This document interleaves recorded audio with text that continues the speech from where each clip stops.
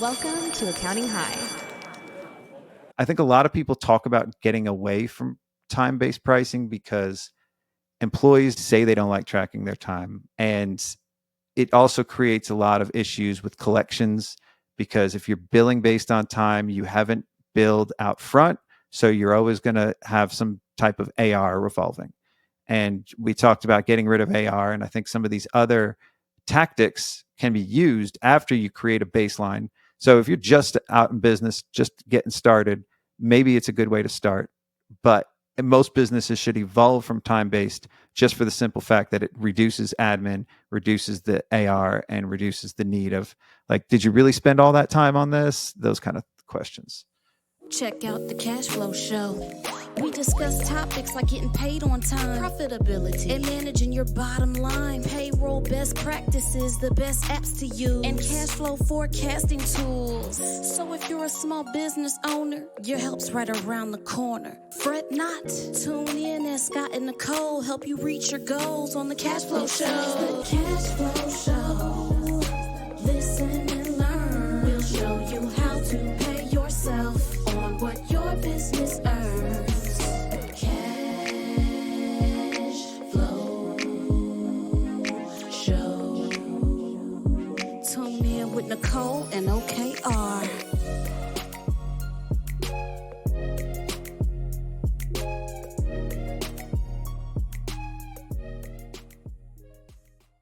Welcome to the Cash Flow Show. What's up, Nix? Hey, good morning, Scotty. Good morning, good afternoon.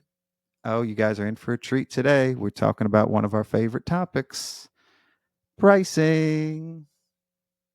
That's it. That's all I got. Oh, pricing. Pricing is one of those things that I've been messing around with since day one and tried different things. Sometimes things work and sometimes don't. Have you ever, you have any recent encounters with being on the customer side of pricing? Yeah. Well, we're going to talk a lot about all the different pricing techniques, strategies, different types of ways to price for your business.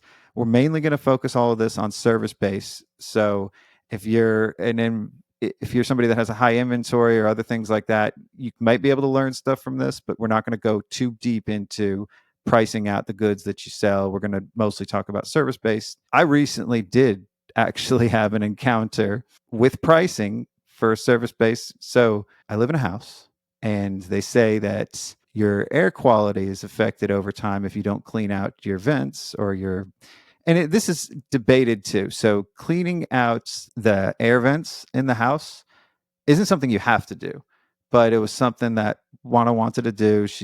We've lived here for over 6 years, never got them cleaned. So maybe we need to do that, improve our air quality, no more dust flying around.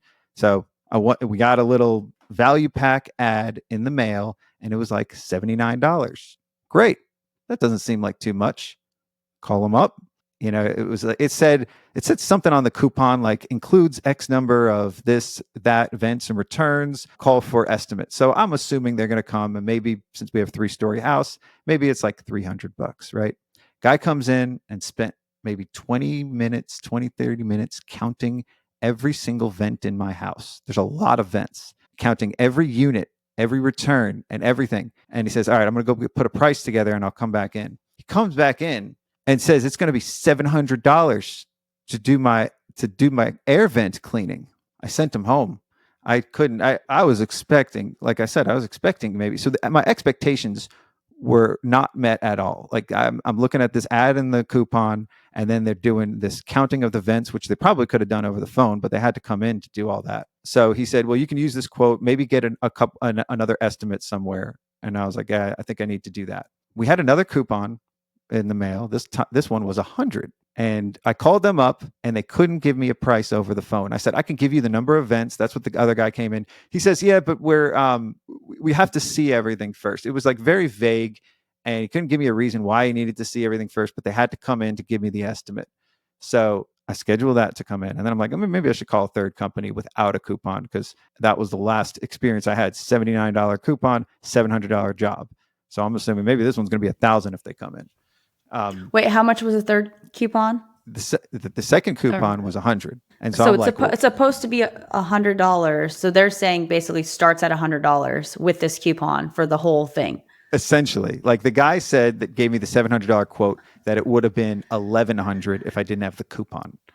So I'm like, wow, like that was, or 1,000 or something like that, like $300 coupon. Wow. I still didn't trust it though. I still didn't want them to come back because it left a bad taste in my mouth anyway to come in. It was like a bait and switch type thing. Then I called another company, and this company was a lot more professional, and they asked one question over the phone. How many bedrooms do you have? I said 5. And they said, it'll be $700. And I was like, oh, that's just what the other people said. This is not cheap. Or maybe I was just being cheap. I didn't know. Maybe that's standard. But I still had this other third company coming. So I was like, well, let me wait for the other company to come. They come in, and on a Saturday, they count. I don't know what he was counting. I don't even know how he did his pricing. It might have been based on time. He was like, it might take about a couple hours, 2.5 hours for me to do. And then he told me, drum roll, please, $630. So this was a little bit less than the other two, but it was still more than that $100 that I had the coupon for. He went ahead and did it anyway because I didn't want to have somebody else come out. And then in the middle of it, boom, he adds another. He's like, well, we did your free dryer vent cleaning. Now we have to clean your dryer vent because it's and he sent me a picture of my own dryer vent and said, we have to do this too. It's another $100. So now I'm back over 700. It was not the greatest pricing experience, but it's very interesting that they all came out to about 700 either way. Like the way. And then to top it all off, the company that gave me the $700 quote on the phone texted me later and said, we're doing a 10% discount. So it's $630, which was what I paid anyway. That's $630. So yeah, so that's a long-winded version of my real life pricing experience, and it wasn't a very good one. Actually, I think the one company that gave me the quote for 700 and then gave me the discount 630 was the best out of all of them. Right, but they didn't have. So I was thinking that they've come up with some sort of fixed fee pricing model, right? So maybe they're spending a little bit more time on one that they undercharge, but then they're making it up on someone by. It's got to be the smartest way because the least number of variables, number of bedrooms, simple, easy, and then they gave me a straight up price.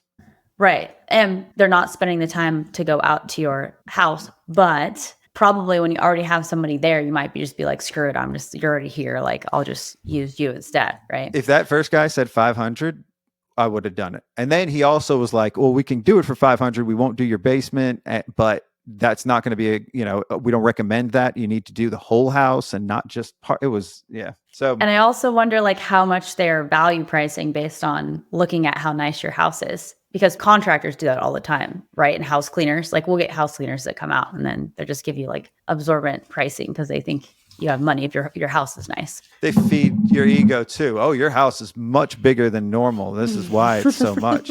You have a really big house. And I was like, I thought I told you guys the square foot on the phone, though. So you knew the square footage and everything. It was one of those things where I didn't feel so good as the consumer. But it's because we don't like surprises. There was no expectation set by any of them. And my expectation was so low based on the 2 coupons. But then again, that low cost did get you to inquire about something that probably wasn't necessarily on your list. Like, were you planning on doing this, or did you see the coupon, right? No, and now I ended up spending $700 anyway. So it is a tactic. It's annoying. It's kind of a little bit shady, but it did get you to call when you otherwise didn't even realize. And maybe that works with like that type of service where you're getting people to buy something that they're not necessarily looking for, right? They're not necessarily problem aware. Isn't that the kind of ads that pop up on our social feeds all the time? Like, oh, wow, this would be really cool. I don't need it, but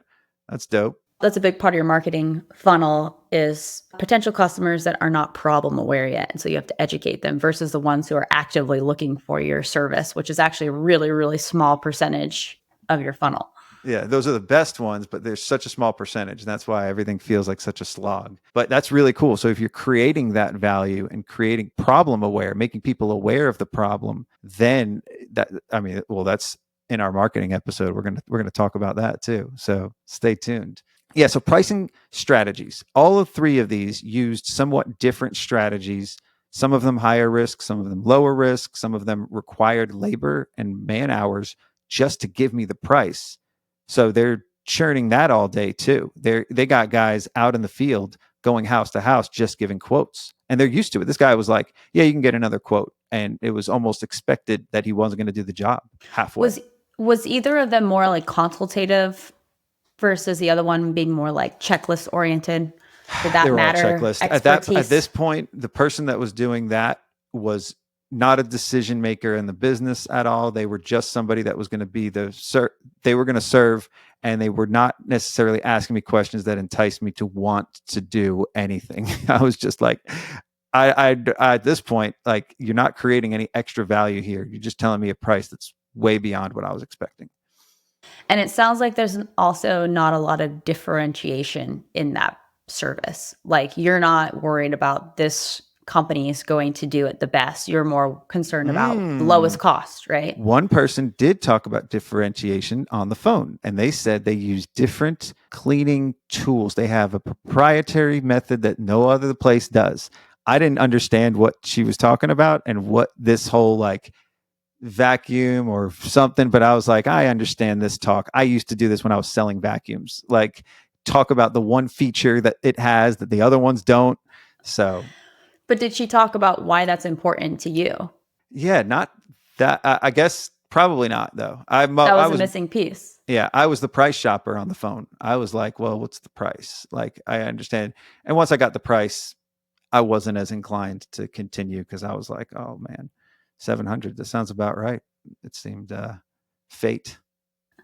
Well, today we're talking about professional services. And the good thing about what we do is, well, I like to think it's not as much of a commodity, right? We can do a lot to increase the perceived value of what we do and differentiate ourselves. That's for us, but for our listeners, we don't know what kind of business is, but as a service base that's based on people and that kind of value, I think everybody has value. Obviously, if you're in business, you have value. So we can talk about that too. So shall we get into it? Mm-hmm. Yeah. So what are the 4 different types of pricing that we've narrowed it down based on what we've done at our practices and what we've learned? Okay. So I actually wrote down 3 initially, and you put 4 here so we can have an argument about this. So the 4 we have written down here are time-based. So that's just like time and materials, labor arbitrage, right? Value-based pricing, fixed fee, and then subscription. And I think fixed fee and subscription are the same, but you've got it down here as a 4th. So I'm excited to get into that one. It's not in caps. So, the S in subscription, let's indent that one. Maybe it is part of fixed fee because it is a fixed fee that you're giving, but it's a different tactic, I guess. So let's talk about the first one that you put on there, time-based, because I think everybody knows and understands that. And that's where we can start. Anybody in a service-based business understands what I'm going to bill you by the hour, basically. Right. This is typically where most professional consultants start, right? It's a single professional that goes out there on their own. They charge whatever per hour for their own services. And then as they start to scale, then they have to do some sort of markup on their employees or subcontractor costs.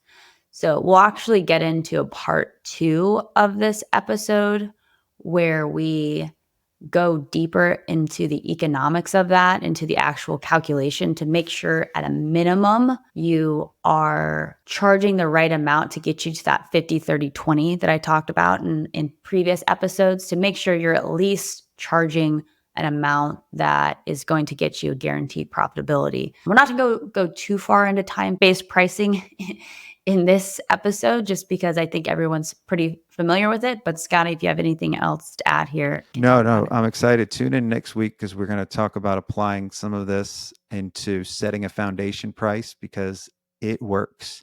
It may not be liked and loved by all, but it's a good way to set that foundation. I think a lot of people talk about getting away from time-based pricing because employees don't like tracking their time, or they say they don't like tracking their time. And it also creates a lot of issues with collections because if you're billing based on time, you haven't billed out front. So you're always going to have some type of AR revolving.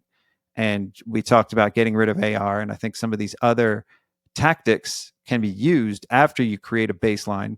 So if you're just out in business, just getting started, maybe it's a good way to start. And most businesses should evolve from time-based just for the simple fact that it reduces admin, reduces the AR, and reduces the need of any kind of arbitrary, like, oh, well, I don't think you spent, I don't like the arguments at the end too. Like, did you really spend all that time on this? Those kind of questions. Ambiguity. Yeah. No, we don't want that's the worst. The after the fact when you have to have those arguments with clients. But when you're first getting started and you're trying to understand how long things take you and what services you actually want to offer, and you're testing out different things. Or measuring capacity too. You or can measuring figure out your capacity. capacity by tracking the time. And then obviously you can fill in your prices for all that after. So we know this works. We know it's a tried and true method, but is it the best way? Only time will tell. And this is next, and I think it's the best method. Oh, okay. You think this is the best method? Okay. Fixed fee for sure. Okay, so this is maybe you graduate from time-based pricing and you got an idea of how long certain things take you. So you're like, you know what? I'm going to throw out the hourly and I'm just going to charge fixed fee, whether that be for projects or that be like a monthly retainer. Right.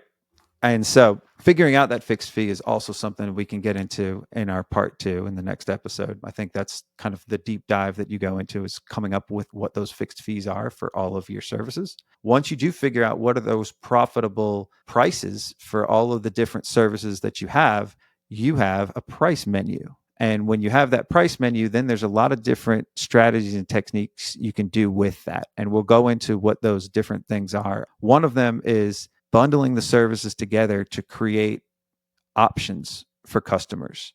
So you can take your price menu and create different options for them to go with that are fixed prices that they're choosing from, that have the services that they're going to get based on the deliverables listed in those options. This is a way to get somebody to possibly pay more than they normally would in a regular sales process, because you're comparing value. How many times do you use 3 option pricing when you're, or how many times have you experienced that when you're purchasing software or other types of things where they give you 3 options? Yeah, all the time. If you go on any website, there's usually 3 options. And then they'll have, most common highlighted, the middle one. Best value, most common. And there's usually something that they're kind of driving you toward, right? Yeah. It's probably their most profitable and their highest, most purchased option. And that could be a bundle of different fixed prices. Yeah, like you can give your gold or your, what are they? Bronze, silver, gold options, right? Good, better, best. I do feel like in consulting or service-based businesses, sometimes we don't necessarily want the client to choose the premium one, because sometimes that can hinge on either the owner or more expensive labor in order to fulfill that work. And at least I know in our businesses, sometimes it can. We used to call that the home run price. And then later we realized we resented those people who picked those options because they became our least profitable options too. They were the most expensive, but then you had the most people working on those accounts and the highest expectations from them. And obviously, like if I was working with me, I would be in those too. So these were all the clients that I was tied to as well. So yeah, we found that those home run hitters weren't always the best. So just craft the options better. So if they do pick that, it is something that you can service, and it's something that can be very profitable too. Yeah. We find that 80% of people, even 80% plus, pick the middle option anyway.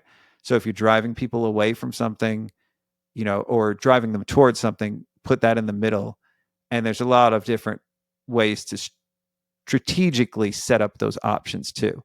But again, it's just fixed pricing that they are buying into. And this actually bleeds into subscriptions. You're right. It's not but the way that it's talked about these days, subscriptions is talked about separately than fixed fee, but it's a hybrid or evolution of options bundling. And then once they have that price, the services that you're giving could be a fixed monthly fee. That's their subscription price, basically. Right? Yep. You got anything to add to that? No, I think everyone's pretty familiar with the 3-tiered pricing. I actually don't do 3-tiered pricing at Momentum, considering going back to it, but I actually just make a recommendation based on what I think that they need. And then if they want to do add-ons, they can, or if they want to take things away, they can. So you've put them in charge of creating their package or creating their bundle, right? And I know which I create the bundle for them because I'm the professional. I'm advising them on what they need. You're advising them on the middle option, and then you're giving them things to tack on to create another option in the end. So it's like, here's some of the other things you can do, maybe like an audit insurance or something like that. And they add that in. It's like very high margin stuff that you can tack on to the top. Okay. Yeah. So I guess what I'm doing is bundling, which is our second fixed fee type of billing. So I'm taking our core services, which is, hey, we're just going to do the monthly books for you. And then we may add on bill pay. We may add on invoicing. We may add on KPI and analysis. We may add on payroll. So there's, depending on like what internal resources they have, we're adding on different things and putting that all into one bundle for them. Mm-hmm. Mm-hmm. Yeah. All of this was just one thing. We've been talking about bundling, subscription, 3 options. One thing we didn't talk about, though, is discounts. So this is something I'm very much against at our practice, and the way that we price any of our products. We don't ever offer discounts. So once we give somebody a price, that's the price. And we could have shot ourselves in the foot. In some cases, we used to price. We had another strategy, a technique that we would use called value pricing. We'll talk about that. We'd give them a price, and then if they balked, we could have lost the whole customer because our price was too high on there, but we never discounted it. So let's talk about discounts and see when those use cases might be useful for somebody or beneficial, or probably a tactic that they could use. I think this is what was happening to me with the air vents. They were giving me coupons, discounts. Yeah, they were coming out at a high price and then giving you a discount, so it seemed like you were getting a deal. Oh, Same they thing were when giving me a low price and then tacking on the high price after it was realized this was not. It's the same not thing if you go to any store, right? They always have like the full price and then it's on sale. It's like, what's the point of sales? It's that everything's always on sale. Why would you ever pay that? Think that you're getting that 20% more at Bed Bath and Beyond? Whoever pays the full price at stores like that have been known for just 20% coupons. Like, I think that store went out of business, but there's most stores like 20% off everything. I was just in REI over the weekend. Everything in the store, 20% off. Why go at any other time? Yeah. One thing I've been messing around with lately is, so the problem I was having is we're getting a lot of prospects that were like the low end of typically the size of businesses we work with. And so they had problems that we could definitely solve, but the budget just wasn't there. And for us, during onboarding, we may lose during that time, right? But if we know it's going to be a high value client over the lifetime value, or the lifetime value is high, right, over a certain amount of time. And so like to de-risk those, and in order to come in at a price that makes sense for us to take them on with the clients, I've had to give them, like, I could give you a discount, but you have to be in a longer term contract with us. So I need to make sure I'm getting at least 6 months of payment. So that way we do all this work up front and you leave after 3 months, then we're not losing there. So there's things you can do with getting customers to either pay earlier and get an early pay discount, or have them stay longer so that you're guaranteeing a certain amount of money for that work you have to do up front. So that's actually something that we've done in the past too, where people have asked, what if I pay for the year in advance? Can I get a discount? And usually we'll give them like a month free if they do that. Something along those lines, where it gives us a lot of cash flow and it reduces the risk of them potentially leaving. It's usually a win-win, but I don't tend to push that. And it's not something that I encourage, because I would rather them just pay monthly and then we get that extra month revenue.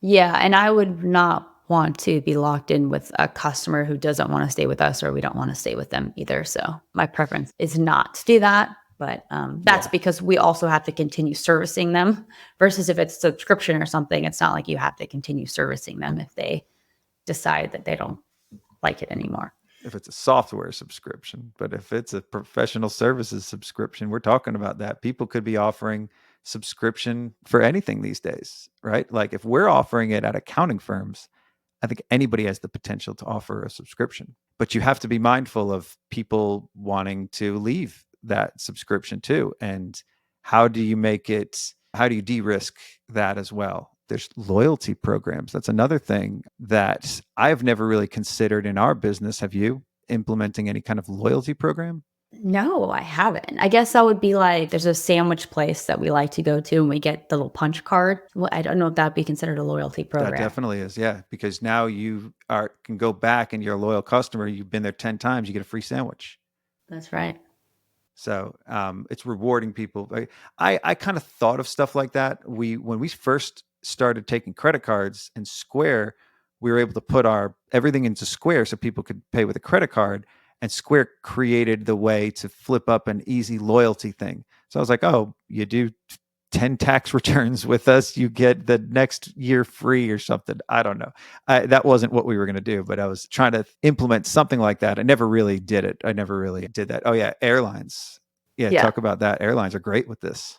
Yeah, so I've never been one of those loyal airline people because we have friends that are, they have Delta or whatever airline that they have the loyalty program with. But then they're going on some layovers and going at a time. I'm like, I'll take my 2% back and then choose any airline that I want to fly for the most effective route. So, but a lot of people like their airline miles, or like I know a lot of people in our community have Marriott. So, and it could be reducing the stress for them too, because with fewer options, and then also maybe less price variability too, because when you're shopping around with all these airlines, some of the pricing is all over the place too. Like you got Sprint and Frontier, or Spirit and Frontier, and some of these others that are really cheap, but then nickel and dime you for every little thing that you add on.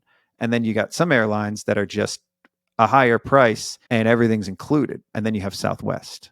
So there's all those different options with airline. We could probably do a whole episode just on the different tactics that airlines use too. Well, I think that you made a good point there, in that it seems like, and then based on the story you told earlier with the air ducts, that if you are a perceived low value brand, product or service, you have to use these add-on tactics versus if you're a premium brand, you're like, your customers are not the type of people that like to be nickel and dime. They want everything included and they're willing to pay a premium for that. So when you're thinking about what type of service provider do you want to be the low cost, high volume, nickel and dime upsell type of firm, or do you want to be the premium white glove? Slow, and maybe a little bit slower growing. What customer, what's your ideal client persona, and who are you attracting? And then your pricing should reflect that. And I did that at our practice at my firm. I changed our pricing to reflect the type of client that we wanted. So we had a lot of those cheap, one-off tax return type people. Our pricing, before I was there, our pricing was really low. And we realized those are the type of people you were attracting. They took up most of our time too, and we didn't want more of them. So we immediately, once we realized that hack of changing your pricing reflects your clients, and the clients that will pay the higher price are better and easier to work with, we just raised our prices across the board and haven't looked back. Sometimes it feels tempting to, want to discount and all that, but you got to stick with your guns there. On that same note, I think understanding the economics of your customer matters too, right? Because I've been in situations before when I was looking for like marketing services and someone comes up with like $10,000 a month. And I'm like, bro, I'm like $1 million business. That's like 10% of my revenue. Like that's just somebody not understanding the economics of their customer, right? And so same with us, we know that like our ideal client profile is between 5 and 10 million revenue. Will come down as low as 1 million revenue, because when you're looking at what they're paying us as a percentage of their revenue, it has to make sense for their business economics. So that's another valuable tip right there. We have another pricing method and strategy that I have used in the past that I don't know if I'm a very big fan of as a customer. This is value pricing. So value pricing, it can be delightful. It is what I was talking about when I raised our prices. I was in this method of, well, some people really value what we do. Let me put a price. I was throwing darts on a dartboard and putting different prices based on what mood I was in or what mood they were in.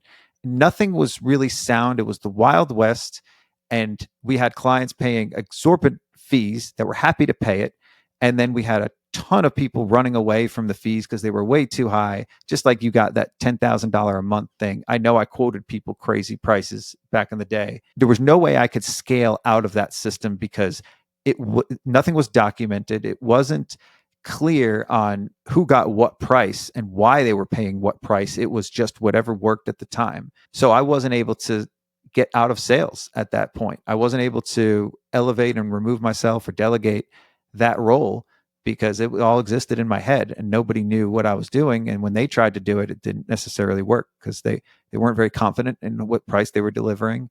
So we had to rethink that. We had to step back to the drawing board and go back to, well, we always had fixed pricing, but it was based on an actual like strict price on a price menu. Formula, right? Yeah. How about your at least perception of value pricing or understanding of it? Yeah, no, I agree. That's the biggest challenge with value pricing is it becomes a little bit consultative. Typically, it's the owner who has to do it. And then when they try to bring in, they're starting to try to scale the business and they need to bring in a salesperson, it can be challenging for a person that doesn't have the technical expertise to value price. Not to say that there isn't some service firms that have figured this out, but it is challenging. And I think being on the other side of it, if what I can tell when someone's trying to value price, like, my story of how many mattresses that Mike and I have been through. Can you let our listeners in on that? Because I know the detailed history. What is this year? In about 2 years, 3 years, how many mattresses have you? I think it's been over our entire relationship. So call it, over the past 9 years. Maybe we've been through 5 or 6 mattresses. Currently, we are sleeping, if anybody cares, on split twins. So you've had the numbers one where each one gets a bed number. That didn't work out for you. Right? Yeah, no. But what I did notice is when I go into a mattress store, they totally value price you, and their range of what they're willing to sell a mattress for is huge. That's fascinating to me. I thought this was like a consumer product. Oh no. Never take the price that they give you and try to walk out and they'll come running after you and give you a lower price. But one thing that they all do is they start asking you about, oh, what do you do for work? They're trying to get an idea of how much money you make so they can figure out what mattress to bring you to, right? And then they have all the nice, the really expensive $5,000. So did you tell them you just work at the In-N-Out Burger? I started to, yeah. Initially, firefighter, accountant, whatever, which doesn't seem like we're not that balling that much. But yeah, it was it is when I was listening for it, and then I started noticing it and everything. And so I know mattress salespeople and used cars salespeople are the cheesiest, but I don't know where I was going with that. No. I can just imagine now being swarmed by the salespeople. They're on commission basis. I've worked at places that are commission based. I've never worked at some place where you have the freedom to price anything on your own too. So that's interesting. And car dealerships tend to have that as well, right? Nobody likes shopping for a car because you don't know if you're getting the best price. You could have got a better deal somewhere else. That's what's so frustrating about shopping in some scenarios or some businesses is you don't know if you're getting the best price. And so you're insecure about paying it because there could be a better price somewhere else. It halts the buying process too. It did for me for these air vents. And you've been dealing with mattresses for a while now. In all of these cases, what they have is a range that they can sell it for, right? Or maybe a target that they want to go at. And there's a baseline price maybe that they can't go below. I would love to have that price sheet or something just as the consumer too. Why, so again, these things work. That's why these strategies are in place, because you can make more money off of one customer than off of another. That's why value pricing exists. Right. But I think people hate value pricing because people like transparency. And even in my business, I get frustrated because I can't transparently give somebody a price without actually looking at their financials. And people will come on that first call and they're like, you can't give me a quote. I'm like, no, I like, this is complex. I have to get in there because your business is different than somebody else's You know business. why I used to do that though? To look at what they were paying somebody else. I would always look at what they were paying their prior accountant. If I looked at their financials, we looked at the financials too. But sorry, continue though. But anyway, like for me, it's frustrating. I would love to be able to give someone like, here is a widget and it costs this much. Like that sounds amazing. But unfortunately, there's so many variables that go into accounting there where one business of the same size can be like so much more complex to do on the accounting side than another, which is why niching helps, but we're not necessarily like super micro niched at this point. Well, and there's variables for all accounting firm costs too. So professional based services, if you're paying people and people is your primary product, then your costs are going to be so variable. If you're hiring people outside of the country, in the country, in higher costs areas that they live, higher cost living areas, depending on where you live, your prices could be impacted by that too. Yeah. So like going back to our fixed fee billing example, that's what I'll typically do is like, for this client, we need more controller time versus this client, we need more bookkeeper time. And my costs of my bookkeepers are going to be less expensive than the controller time. So that's why company A is going to be more expensive than company B, or the price will be higher. And so a lot goes into that process, and you've teed yourself up perfectly for our next episode because we get to talk about some of those strategies and tactics, some of those tactics that you can put into place to start figuring these things out, because there's so much that goes into the pricing on the side of the firm, but also you have to understand what customers are willing to pay so you can test the elasticity of where you can set that fixed price. So I think that there's a hybrid of understanding what all these valuable value techniques are so you can figure out what your prices are and then kind of set this to the side, because value is experimental. You can create customized pricing tailored to each customer. You can change those prices based on time periods, based on your capacity, and all of those other things. It's great, but it does require a lot of finesse and a lot of planning for it to be sustainable. And then I think transitioning into something that is more stable, that is more fixed, is probably a smart move so it can scale beyond you as the owner. I think like in any pricing strategy, your customer ultimately determines the value, right? Mm-hmm. Whatever they're willing to pay is value to them. And that's charge the base based on the perceived value to the customer rather than the cost of the services. That's the definition of value pricing. So within value pricing, right, there's different strategies or tactics that we can use. For a service-based business, we are always up against capacity, right? We don't want too much capacity. But we also don't want our people to be overworked. So one of the levers we can pull is by using dynamic pricing. So if we're like peak busy season, super busy, we're at max capacity, we have a couple options. One, we can go hire a new employee, or two, we can start bumping up our pricing, right? So that way we're only taking on super high value clients. And then there may be times during low season, like right now, summer for us, people are on vacation, we've got less leads coming in. So we may do some promos or price lower for certain projects just to keep our people busy at this time of year. Yeah, all of those things like setting prices, to be more competitive and using these techniques, they're all very useful. And I don't think any of the things that we suggested today is a one size fits all. I think there's no magic silver bullet with any of this. And whatever you do might work for a little while, and then you try out a different strategy. It is wise to come up with a fully implemented pricing philosophy at your practice or at your business. That these are just things to pull out of the hat and different techniques and tools. What are some of the others in this value pricing sphere? Yeah. So I think on one end, like billing by the hour is like the least risky, right? It's like a guaranteed outcome. There's a formula.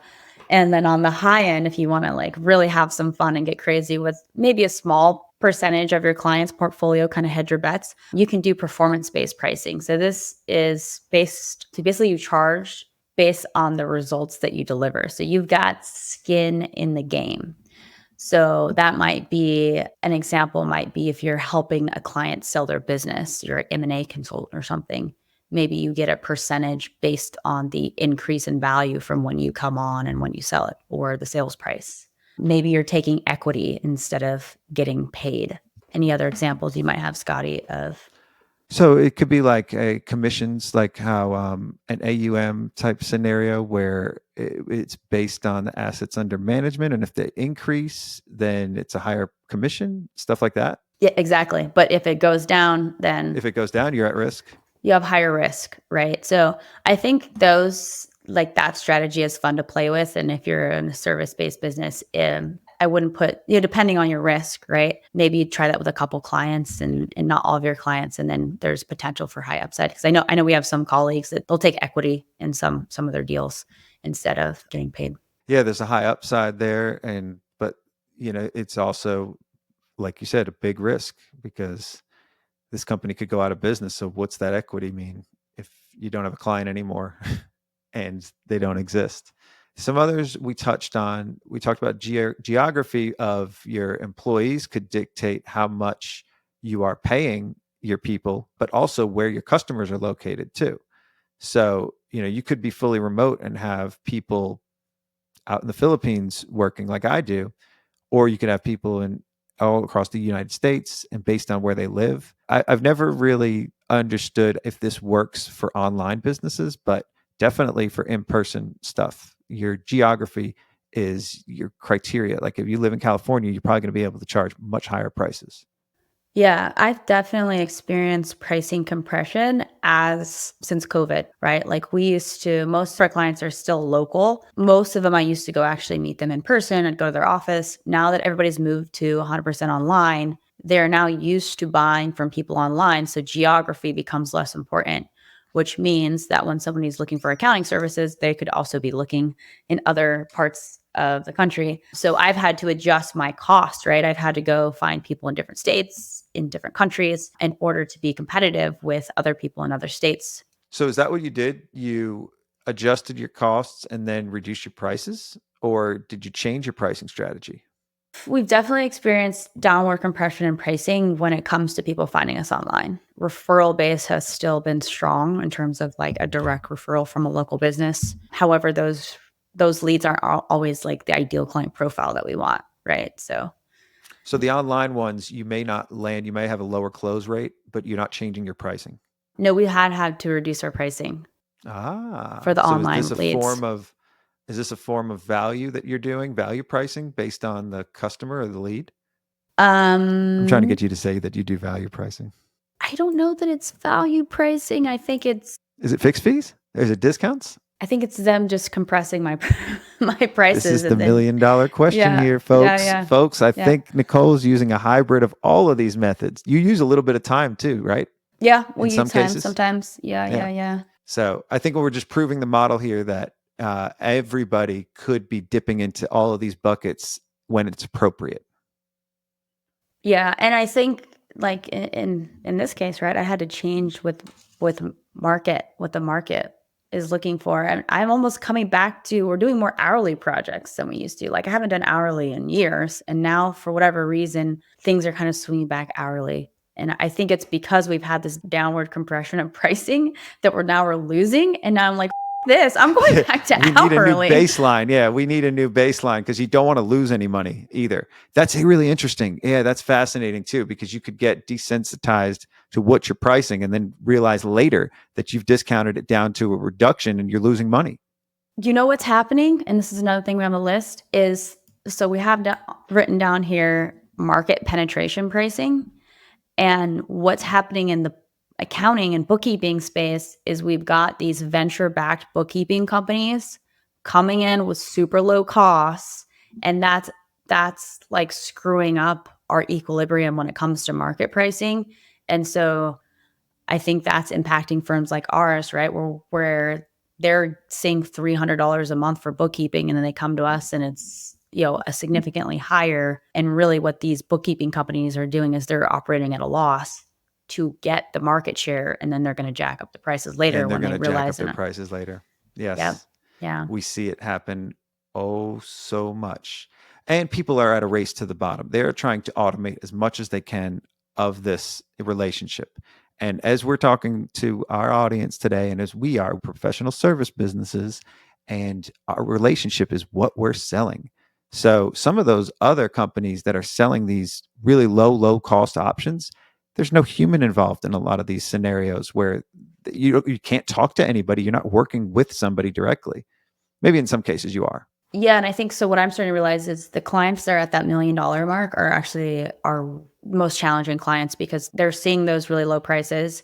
So what I've started realizing is that we actually need to continue moving more up market and solving more challenging problems to differentiate ourselves from this other market, which is low cost, low value, low relationship. So we're just really leaning into our core. And that's how you've always been growing your business. You've grown your business on those larger clients because that's what you feel most comfortable serving, and they're upmarket and you can charge the prices appropriately. As you're in business and as you evolve your offering as a business, as a company, you'll start to see that some of these things tend to shape out and evolve naturally too. The people that you like working with most are probably your best clients, and you start attracting more of those, and you start building your business around something that was unintentional. Maybe you got that client by accident in the first place, but they're your favorite ones to work with. I always have to come back to my ICP, my ideal client profile, and remember that again. I'm like, okay, come back to the root. And lately, I've just been frustrated with sales. But then when I went back to it, it's like, okay, most of the people that I'm talking to are our ideal client profile. Like it's attracting those right clients. And I need to go back to the roots of where those people are coming from. Yeah, we've never had a problem with leads. It doesn't really slow down. I think it's always stayed pretty consistent. But like you said, it's attracting the right type of person. And right now, even us, we attract pretty much everybody. And we've got to choose between those, which ones are the most, profitable to pursue. And we have a lot of strategies that we've put into place at this point. But this is great. I think this is a great overview of all the different ways and philosophies around pricing. We didn't give a strict answer on how to do it yet because there's a part 2 to this. In this case, we are just talking about everything as far as it goes, bigger picture strategically, so you can start putting some things into play and experimenting too. I think we like to promote experimentation here. Yeah. So next episode, we're kind of going to go backwards a little bit and just make sure that before we start experimenting too much and get out of our spreadsheet, that we actually understand how the formula works for calculating the minimum pricing that you need to have in order to maintain profitability. So if you're having profitability problems, definitely check out our next episode. Well, remember what I said? I would love to see this mattress store's price chart or range. So that's what we can help people create, is when we go through here and figure out what's the minimum, then you can look at, okay, what's potentially the maximum I can charge, and to start figuring out these ranges so you can play with all this stuff. So setting that foundation is understanding what's your baseline that you're going to lose money, and what's the price, what's your walk away price. That was something that we always said when I was learning value pricing and learning everything else. What was the price that you could walk away with and somebody still pays you and you still make money with that? That right there is what we're going to help you figure out. And then with that, you can use all these other fun tips too. Yeah, I love that. I think having a walkaway price will be what we want everyone to walk away with next episode. So tune in. It's going to be dope. More cash flow show knowledge from Nix and Scotty. Please leave us a review on Apple Podcast. That would be awesome. If you made it this far and you've been listening, jot us a review down there. We would love that. Reach out to us on LinkedIn. You can DM either one of us, connect with us. And if you need help, you can go to momentumaccounting.com. Go to pagetnc.com if it's tax related. We'll work with you and we won't value price you. No, we will not. We will not value price. We'll make sure it is fair. Dope. Give you lots of discounts. Peace out. Class dismissed. See you next time.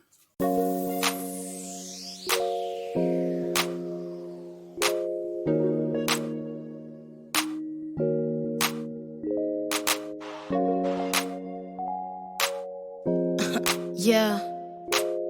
Yeah. So you're drowning in cash flow issues. You run a business, but feel like it's running you. Customers won't pay, but you got bills due. It appears you won't have enough for payroll coming up soon. It seems like you're running nowhere fast. You work hard, but never able to withdraw cash from the business. You get more customers, hire more employees, but still take home hardly anything. You feel like you're on a hamster wheel, frustrated cause the battle's always uphill. Even though you got a bookkeeper on your team, they send you reports, but you don't really know what they mean. Your CPA doesn't understand a thing about your business, at least that's how it seems. But if you want to get above water and grow, check out the Cash Flow Show. This is the Cash Flow Show, where we help the small business gain momentum and become profitable. This is the Cash Flow Show.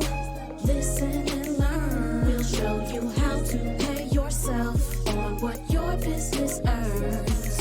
Cash Flow Show.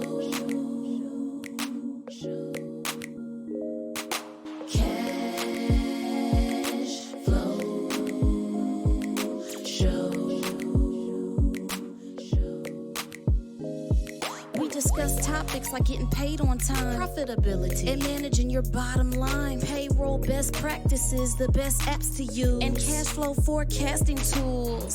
So if you're a small business owner, your help's right around the corner. Fret not. Tune in as Scott and Nikole help you reach your goals on the Cash Flow Show. The Cash Flow Show, where we help the small business gain momentum and become profitable. This is the Cash Flow Show.